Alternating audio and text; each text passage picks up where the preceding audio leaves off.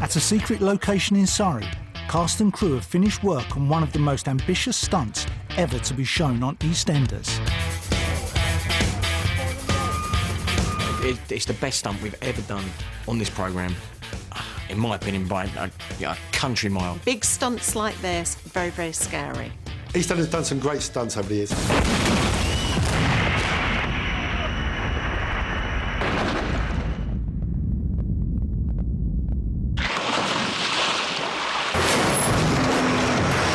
And I think we've really gone to town with this one. I think that it's, it's one of our better stunts. Action! The filming took many weeks to complete, ending at Pinewood Studios Stage U, famous for many of the James Bond underwater action shots.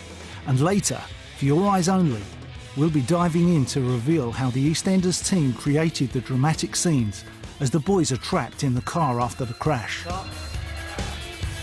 But the car crash was the climax to a chain of events which has seen the feud between Ian Beale and Phil Mitchell reach breaking point.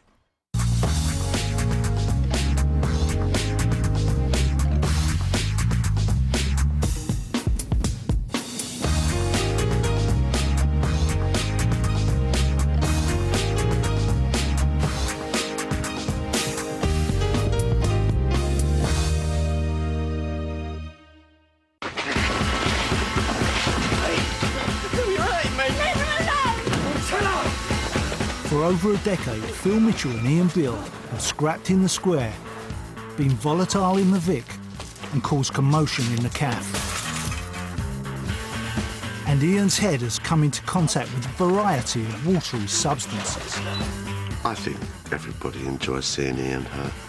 All that chip fats, battered your brains. The recurring theme is Phil, of course, flushing Ian's head down the toilet. Tomato ketchup. Scaffolding poles. He's been assaulted. There's a Vulcan Mitchell grip. All right! It's never enough just to hit him. You have to humiliate Ian. You never learn, do you? You. But where did this hatred for each other begin? When we introduced new characters, and the Mitchells were no different, you always look at it, who they get on with, who they wouldn't, who they kind of want to knock heads with. Honestly, Phil, I haven't got a clue what this is all about. Then you better put your thinking cap on. Hadn't you? And as I was looking through the list, I saw the name of Ian Beale, and I thought, uh-oh, there's trouble ahead with these. And it all kicked off when Phil married Ian's mum, Kathy. Phil and Ian have this dinner from hell with Cindy and Kathy, and Ian is just being the total pain. Well, we're on the wine. Do you want to join us, or do you want something different? Oh, no, wine's great, thanks. Ian? What is it? Oh, it's some French stuff. Phil chose it. It's really good.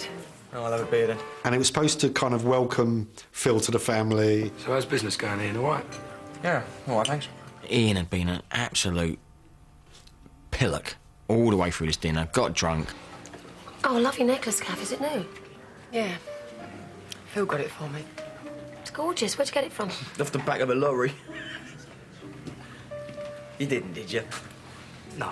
And then Phil follows him and menaces him a bit in the loo, suggesting that he might want to try a bit harder. You do one more thing to upset Kathy, and I'm going to put you in hospital, all right? What, you going to hit me? Well, go on and hit me. See how much my mum likes you then. And you just felt this sense of impending doom. Nah, about a mouthwash, eh? Wash your rat filth out of your gut. I hadn't read the stage directions, so I didn't know what was happening. And Steve was sort of saying to me across the table, oh, we've got to do this in a minute. I'm like, we've got to do what?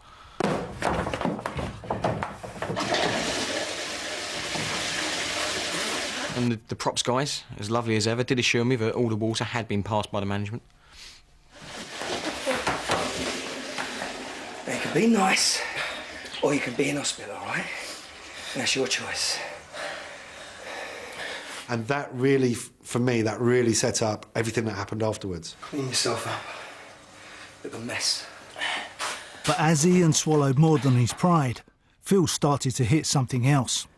The bottle. I just want to understand what's going on here, Phil. Look, I'm on your side. I'm not against you. Will you put that down, please? don't know whether Ian and Phil ever got on that well. I think it was just a case of because he married Ian's mum, Kathy, there was a certain amount of tolerance, regardless of whether he liked him or not, because obviously he was making his mum happy. He's my husband, Arian. Yeah, I'll accept that. But I'll never like it. But then, as he made his mum unhappy, with all his drinking and stuff... You're sick and you need help.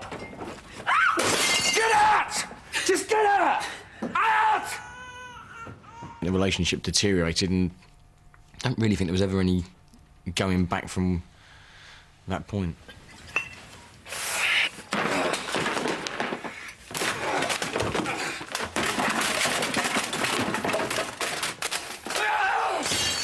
The one thing that Ian Beale absolutely doesn't want is for Phil Mitchell to be happy, because if Phil Mitchell's happy, Ian Beale is miserable.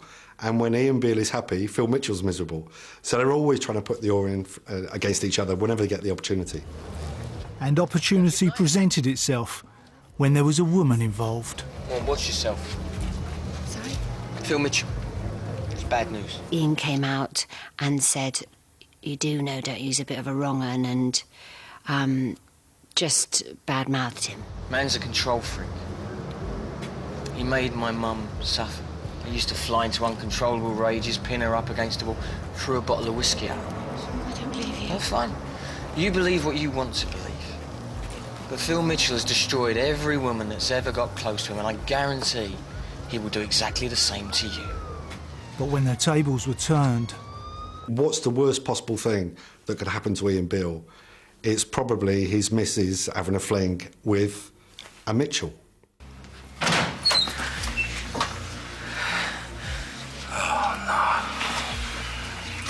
How stupid are you?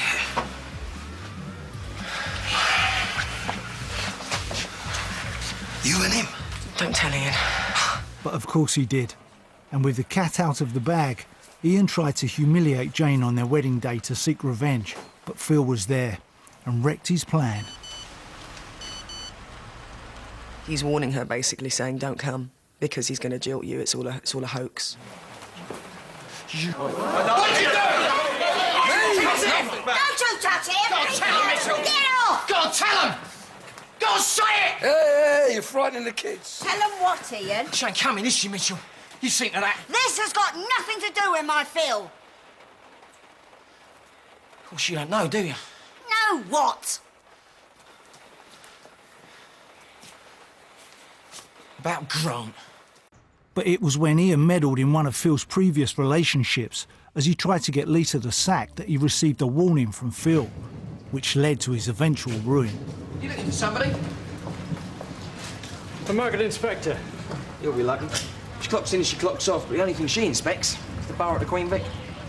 Is that right? Yeah, but not today, though. She's gone shopping with her mate to spend all her hard-earned cash.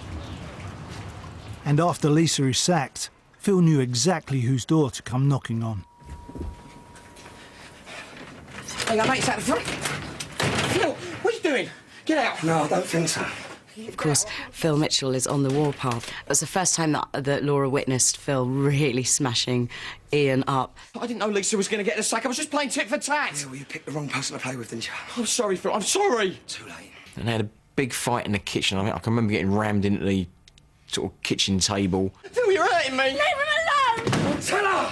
Phil, please! Tell her how you nose things up for me and Kathy. Tell her how you grass Lisa up. Tell her how you lied to your own little girl. Phil! Tell her! And Phil was also fairly unpleasant to Laura. I remember there was a fantastic line where he says something along the lines of, oh, you've had all these glamorous women and now you're really scraping the bottom of the barrel. I think that was from the oil painting that is Phil Mitchell. Of course, you used to go for lookers, didn't you? Like Melanie and Cindy, the kind of women everybody wants. But they couldn't stomach you, could they? So now it looks like you'd have scraping a barrel, innit? Are you going to let him say those things? Mind you, I can see the appeal. It's just a shame you don't know what a sneaky little grasser he really is. Now, what are you... And then I think I was either thrown up against the fridge or I slid down the fridge in tears. No, I ain't gonna hurt you like that. No, I'll just break a few bones. They can mend, don't they? No, I'm gonna get you where it hurts, Ian. I'm gonna bring you down. I'm gonna take everything you've got away. You won't know when, and you won't know how. But it's gonna happen, believe me. I promise you.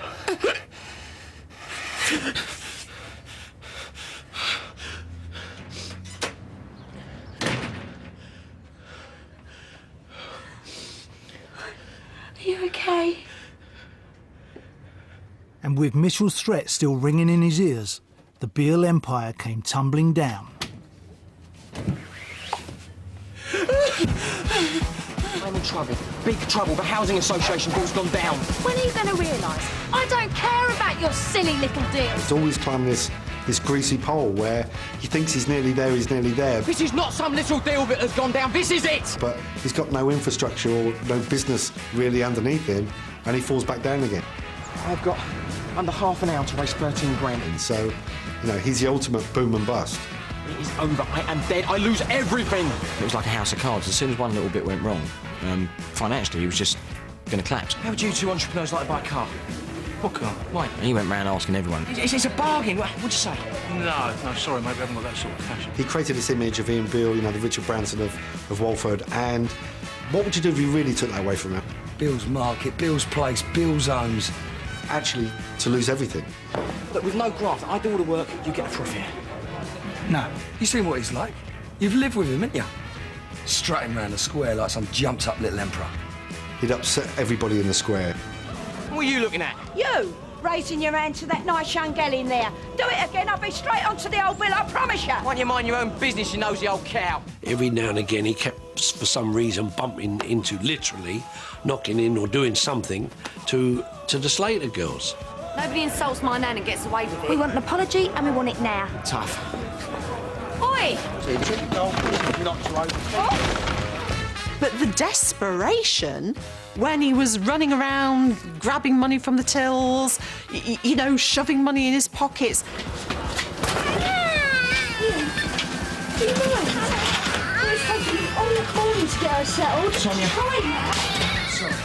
Absolutely, you felt like this is a man going under. It was like he was drowning.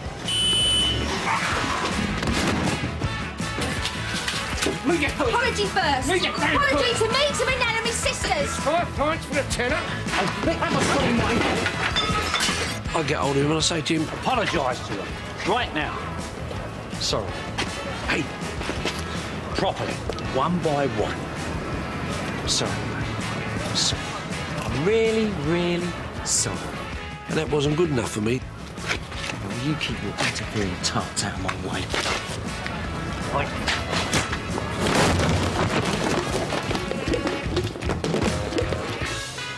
Get the message? Eventually, he had to go and kind of beg Phil for money because that was his sort of final option. But where is he then?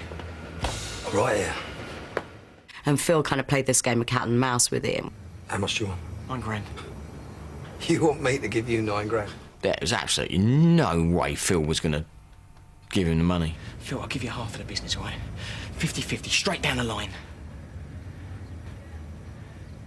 Come on, what'd you say? And everything that Ian had done before led to Phil looking down at him and just saying... No. I think he genuinely believed that when push came to shove, that Phil had a spark of humanity in him. Phil, please. Please. Please don't do this. I need your help, Phil. I'll do anything. Anything you ask, Phil. Just lend me the money, please. Lend me the money. Phil, I'm begging you. And slowly, he loses everything until he's on his hands and knees in the square, begging, crying, snot running down his face and tears, and absolutely begging for his life. I'm sorry for everything I've ever done. Just don't do this to me. I told you this would happen, didn't I? I warned you that one day you'd end up grovelling around my feet, didn't I? Phil, look, I'm doing it. Yeah, you are. I'm doing it. That's right. Oh, come on, please, just give me one last chance. Please. No. I was pretty cold, but I think that that's where the feud had brought both those men.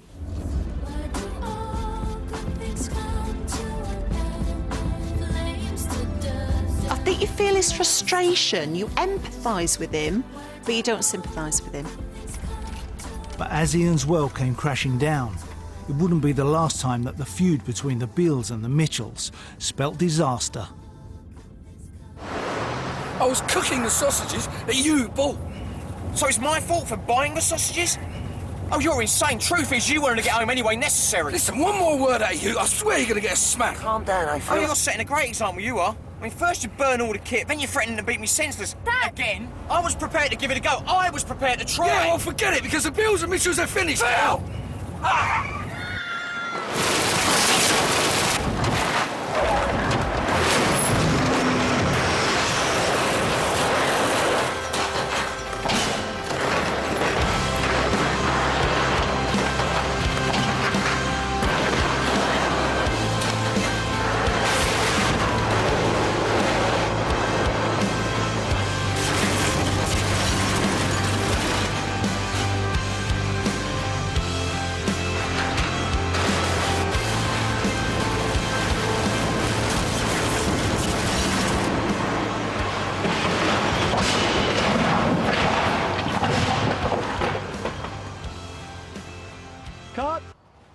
On a test track in the heart of Surrey, the EastEnders crew undertook one of the most ambitious stunts ever to hit the residents of Albert Square. I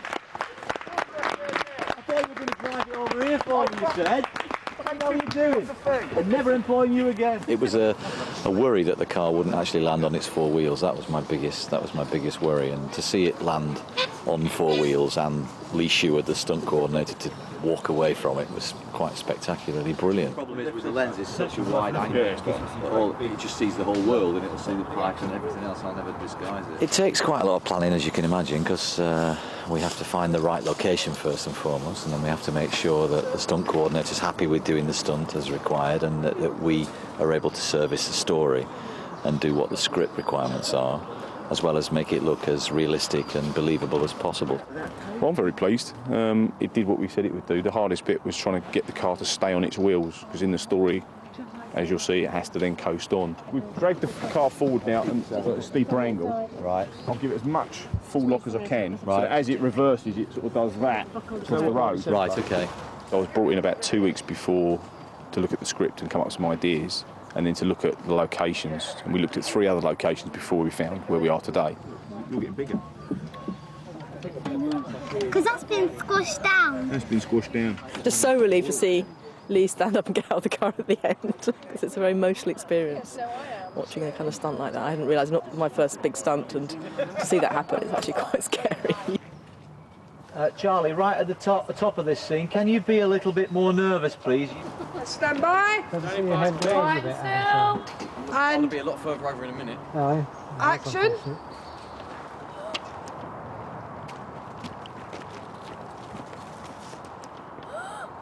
What's happening? Ben, what's it? Peter! Peter! Phil! Phil, quickly! Peter! Stay where you are, you hurt yourself. Come here. What's going on? Is you alright? Peter! You all right? You all right? You all right? You all right? Get me out of here! Get me out of here! Ah! Ah! Ah! Ah! Oh, Christ! Ah! Oh, God, you enjoyed that, didn't you? Look, you probably just dislocated your shoulders. It was lucky for you, innit? You what? Because otherwise I'll be swinging for you. What, you think I wanted this Saturday? You think I planned this? Well, come on, you want to have a pop? Hit me, you still got one good arm, haven't you? No, I didn't think no, so. No, because my brief would tell me it's not a good Your idea. brief? I am going to sue you for every penny you've got. Dad! Man! Dad!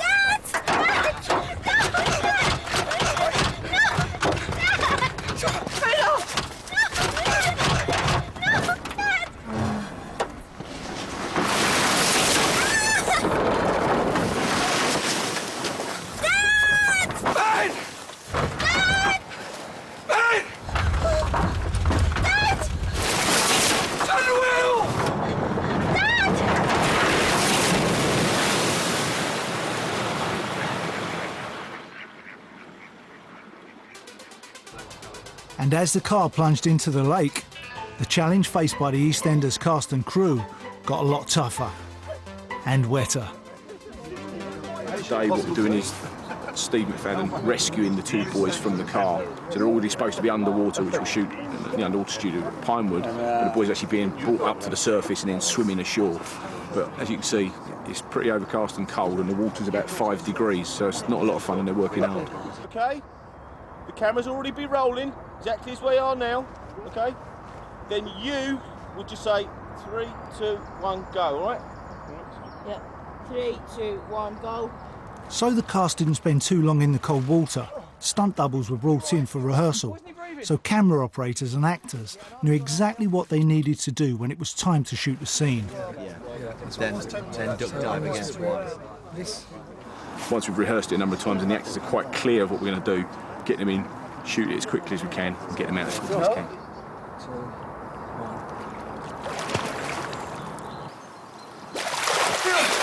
Phil, what's happening? Phil, what's going on? Can you see him? Phil, what's happening? Okay, let's take it back to the movie. It's not nice in there. It is cold. I mean, yeah, all right, we've got wetsuits on, which takes a lot of the chill off it, but it's It's not pleasant. I wasn't expecting it to be so cold. I thought it would be all right, but I got in there and my face just went, my lips and my arms. Peter! Phil's he breathing? Phil! What's happening? Billy, help me! What's happening? Where's the ambulance? Oh, it's coming, it's coming! Oh, God! Oh, God, please, no! I can't lose him! I can't lose him, no, please, no! I can't lose him! Oh, God, no! Oh, please, no! I get my first on-screen kiss with Phil Mitchell.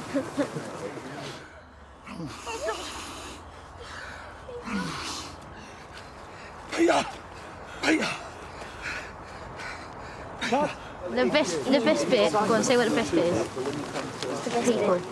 Oh, people. Yeah. You never told me that. No, the like people like makes you appreciate people you're with, like Adam Woodyatt. Well, they're all good. Yeah. Can't say all their names. What? The best actor in the world. Ah, I see. Give me the money later.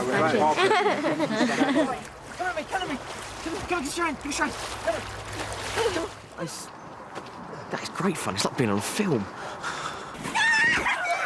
Peter! Hey, don't! Hey, don't! You got a burn over you! Phil! Oh, get off me! Come back! Get off me! Phil, please! We've got to get to him!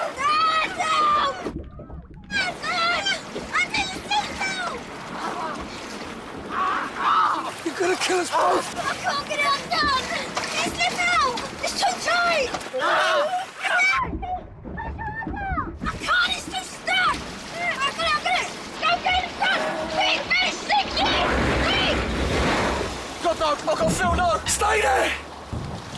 But how had the feud between the Beales and the Mitchells sunk to these depths? When we first talked about story, we were running a long-term story conference. Normally we all stay together and all shout at each other in a room and throw paper airplanes at each other. And we thought, let's do something different. Let's all break off in different groups. And 3 or 4 of us went off in a group and just sat on our own in the corner and had a coffee and just started talking. And actually the most fascinating thing that we'd seen over the course of EastEnders was the Mitchell and Beale feud. So we thought, well, let's try and do something with that. And we concocted this ridiculous story that starts with a Savoy. Cheers.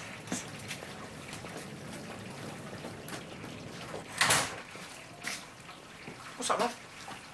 Oh, too busy yapping. I forgot to charge Peggy for a Savoy. You did what? And then we thought, well, look, how far could we take that? We better get after it then. It's a sausage here, not gold bullion. Can we take it to death? Can we take it to near death? Can we take it to, to a huge climax? Don't even think. Ian's appalled. She didn't pay. And obviously the Savoy just signifying all these deep-seated feelings that they have towards each other. Problem? You haven't given me the right money. I think you might have.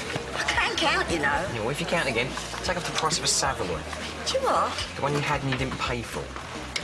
What's going on? It's all right, just a little misunderstanding. It's £1.05, actually. Oh, we can't have that, can we, eh? No, I mean, you can't expect my business to subsidise yours. No, Ian, you're pathetic. What's the sausage, what? There you go, son. I think you'll find out, can't you? Keep the change. And then the fun part started because we got to put all the stuff in the middle. The escalation was even funnier. Once again, Ian Beale gets gold medal, making a prat of himself.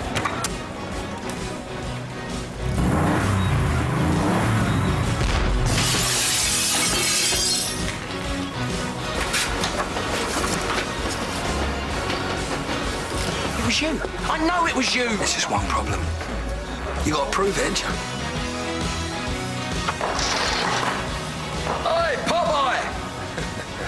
Where's your spinning? Afraid some joker's poured cement down your drain. Cement? What's that? That's the plumber's bill. And the insurance claim plus loss of takings comes to over 10 grand. You ain't getting a penny.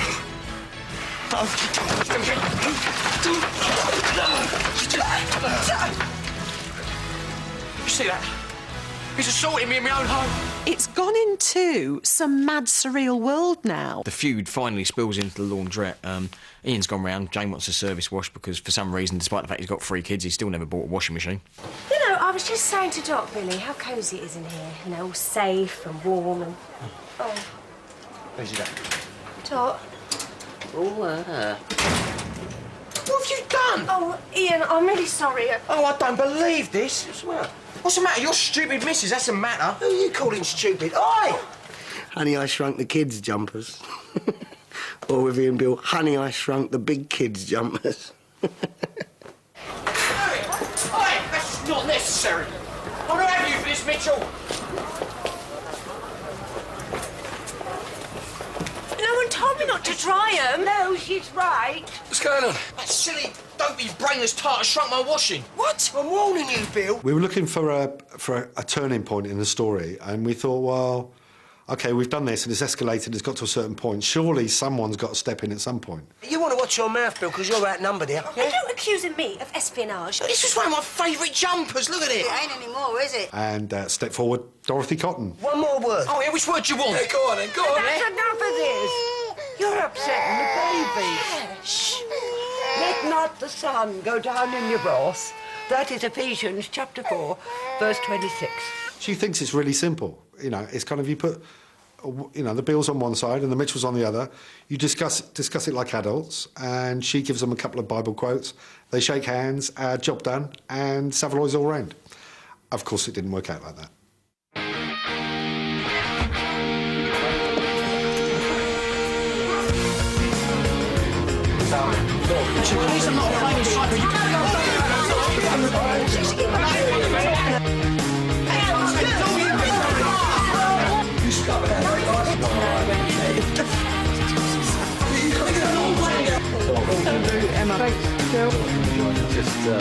OK, for a take then, let's run up, please.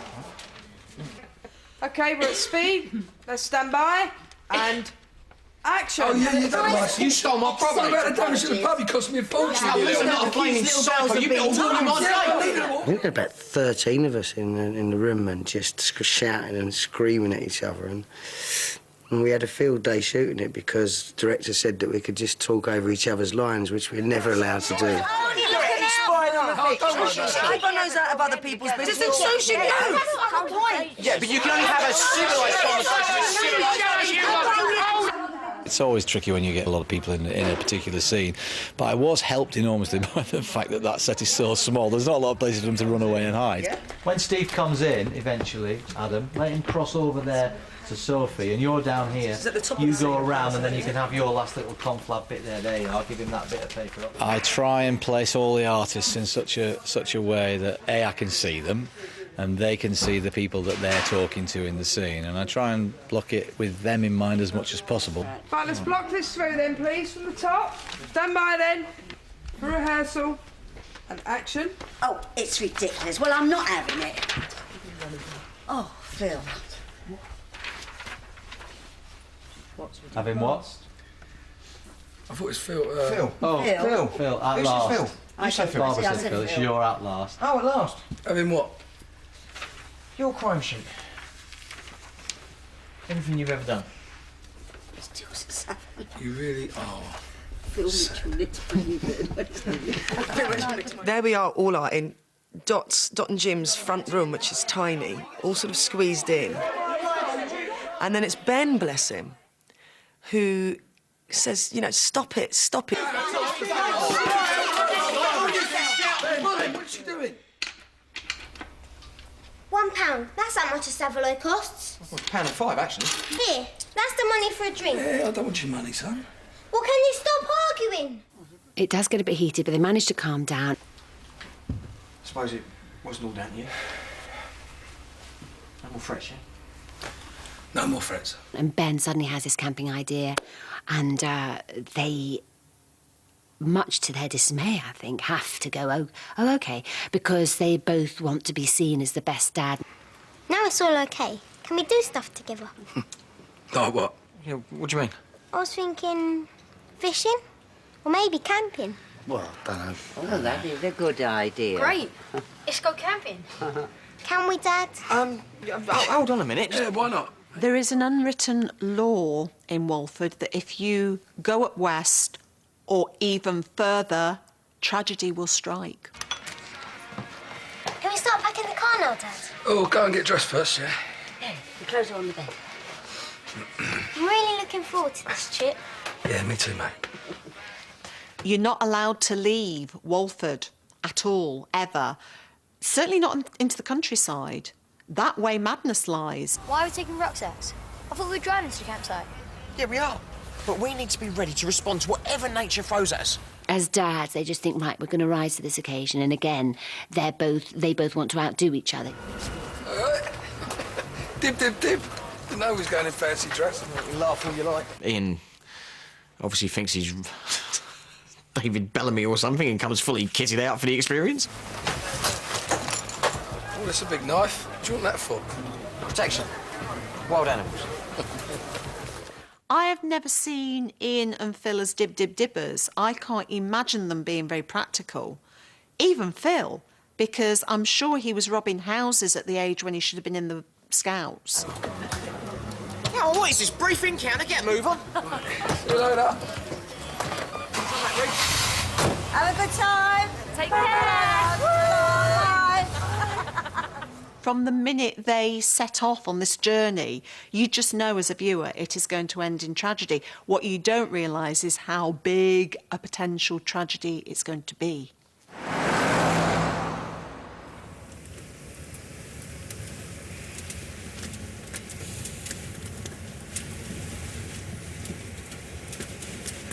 It's kind of like Phil and Ian are like the dads, and there's Peter, Ben and Billy are the kids, you know. We nearly there yet. Might get there before dark if he puts his foot down. I think it appalls them all, the idea, but they're going to do it for the kids, and they're going to make it fun. Look at him. It's like he's been let out of prison. What are you saying? I don't look after him. Truth be told, none of them really wanted to go camping. They're just trying to do it to sort of keep Ben happy and not wanting to be the one who turns around and says, this is blooming stupid, I don't want to do it. They don't want to start... Neither one of them wants to be the one to start the argument again. I don't want to be here any more than you do, so why don't we put our differences from the square behind us and just try it and get on? Let's just get one thing straight, shall we? I don't like you, I never have, but I love my son and he don't want any arguments, so me, I'm going to bite my tongue. So why don't we just give each other a wide berth, yeah? Then maybe this whole thing won't be a complete disaster. But disaster struck when Phil was left in charge of cooking the supper. Well, the whole trip gets ruined because he manages to burn all the sleeping bags and the sausages. Yeah, again, we're back to sausages.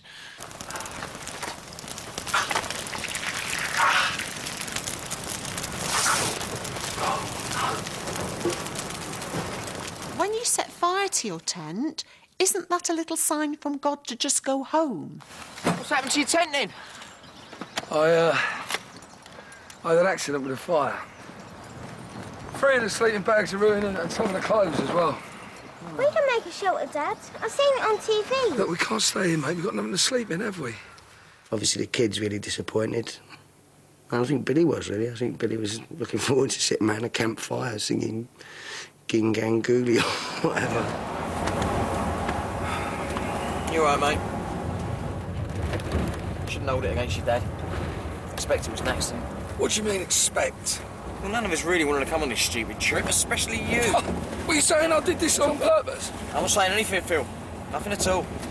So it's return journey. And unfortunately for the kids, the bickering carries on with Phil and Ian. Phil gets distracted by Ian keeping on goading him, and they goad each other, and they turn a bend, and there's a tree in the road, which Ian sees at the last second. And Phil swerves to avoid it, and then bingo.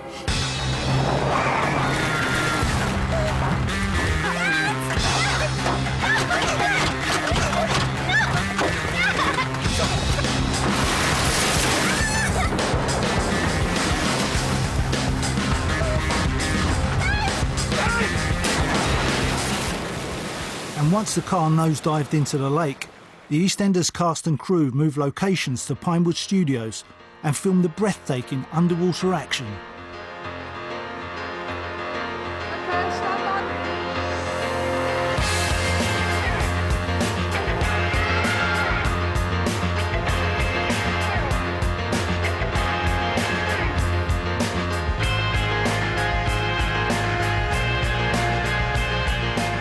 Today we're doing all the underwater stuff that matches with the stuff that we shot at the lake. So all the stuff where Steve McFadden was doing his duck diving and Charlie and Tom were popping up into shot in the lake. We're now matching the underwater bit of that. And this bit's quite tricky because this has got to match the car filling with water with the actual actors in it. So the boys are safe. They can't use breathing apparatus, they're too young and they're not trained in it. So in order to keep them calm and confident and safe, what we're going to do is have them stand up in the sunroof gap. So when we drop the car under the water, the car will never go below the water level in the sunroof. So they can take a breath, pop under the sunroof, do the mad acting, then up above the sunroof again, and they can breathe as normal. Are we going to die? No! We are, aren't we? But that'll come! It can't! He'll come! I promise! My responsibility is to take everything from the script, which the director and the actors need to do, is to think about how we're going to light it and what will the safety be like for the kids and for Steve inside the car.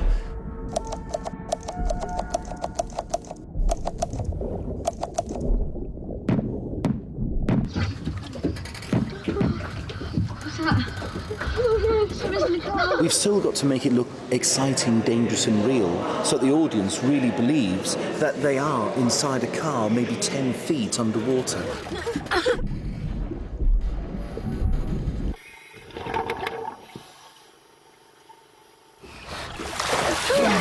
No! Dad, help! It's all right. Help! Hey, calm down, calm down, calm down.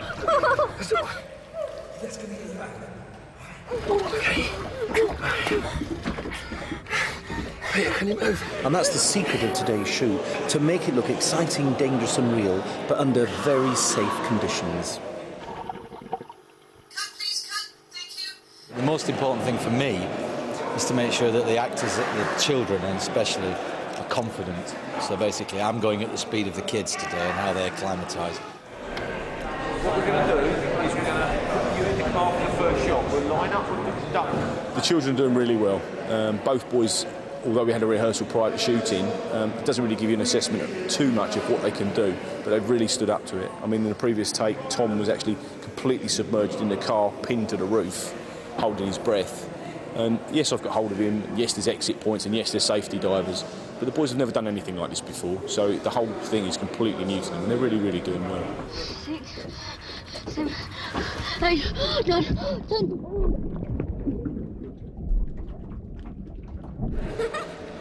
Unlike the lake where we drove into last week, which was about 5 degrees and freezing cold, the water temperature in here is nearly 90. It's warm in here, it's like a bath. For Thomas, he's just so excited. It's just like a dream come true for him. He just loves it so much. Can't wait to get in to see his mates. We're all like a big family here. Knowing that Tom's very, very safe doing this this scene is good, but I must admit, actually seeing him do it, I just thought, oh God, and it did bring a tear to my eye because it just looks so realistic.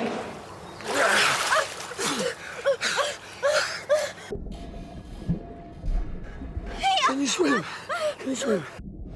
And after years of Ian and Phil bickering and fighting, it's reached a point where their children have become the victims of their long-running feud, and Ian could have paid the ultimate price.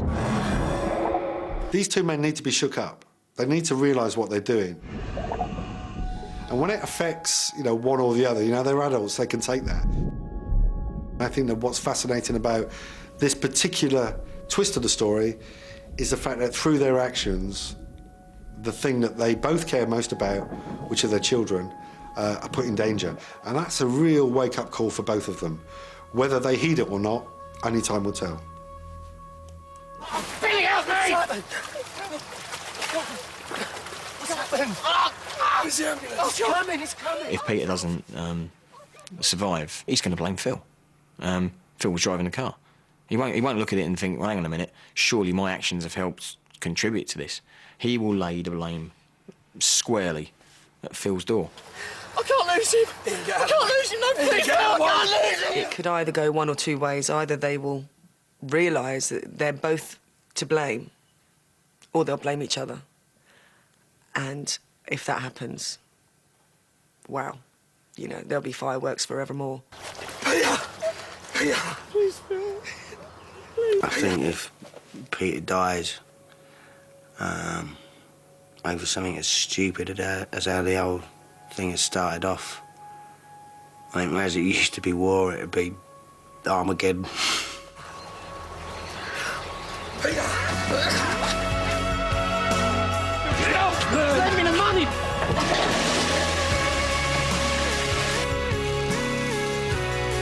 Tell her!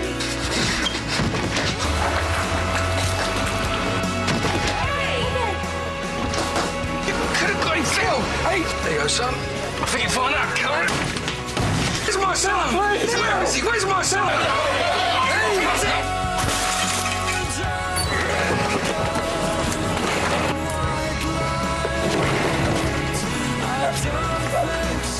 You might get a bit of this.